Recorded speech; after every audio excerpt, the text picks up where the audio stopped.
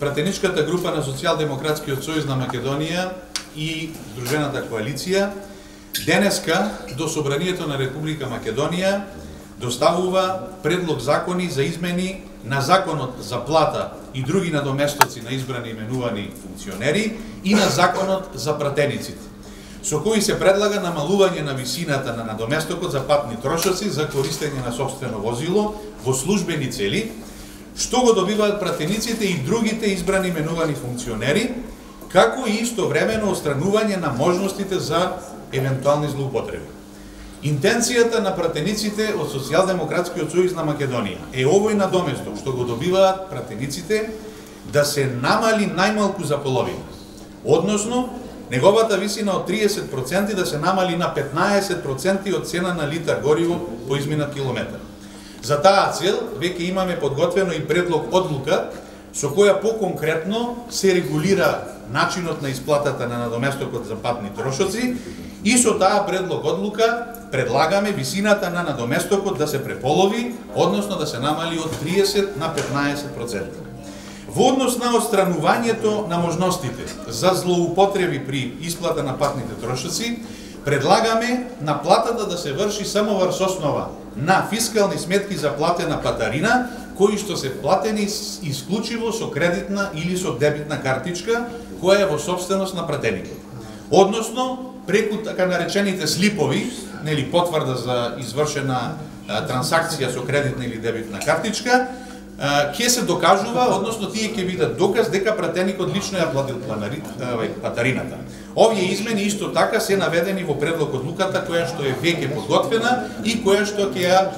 поднесеме до Комисијата за избор и именувања веднаш по усвојувањето на законските измени и дополнувања. За оваа иницијатива, за законските измени што ги предлагаме, на 1 декември, преку писмен допис, го информиравме председателот на Собранието господин Атала Џафери. Очекувавме дека ќе успееме заеднички, преку консултација со сите засегнати пратенички групи, да изразиме и да изградиме еден заеднички став, односно консензус по ова прашање. Во тој контекст беше и оставен периодот од 1 месец, значи, да има време господинот Џафери, онака како што најави, да даде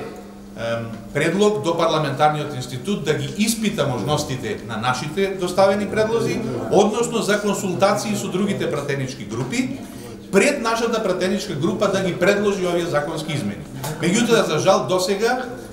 и јас како координатор и ние како пратеничка група немаме добиено мислење од никого по однос на оваа наша предложена иницијатива. Очекуваме и се надеваме дека овие предлози ќе добијат поддршка од сите пратенички групи во Собранието и заеднички ќе ги усвоиме овие законски решенија.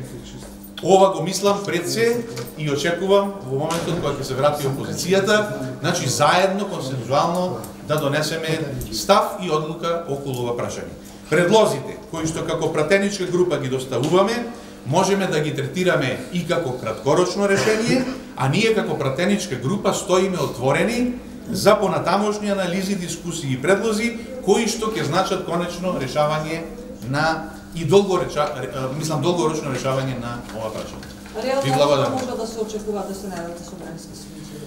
Ние предлог законите ги доставуваме денеска, тоа зависи од председателот на собрание, најдолг рок е 20 работни дена, меѓутоа мислам дека на првата наредна седница во текот на јануари ќе ги постави како дневен ред, значи овие две точки за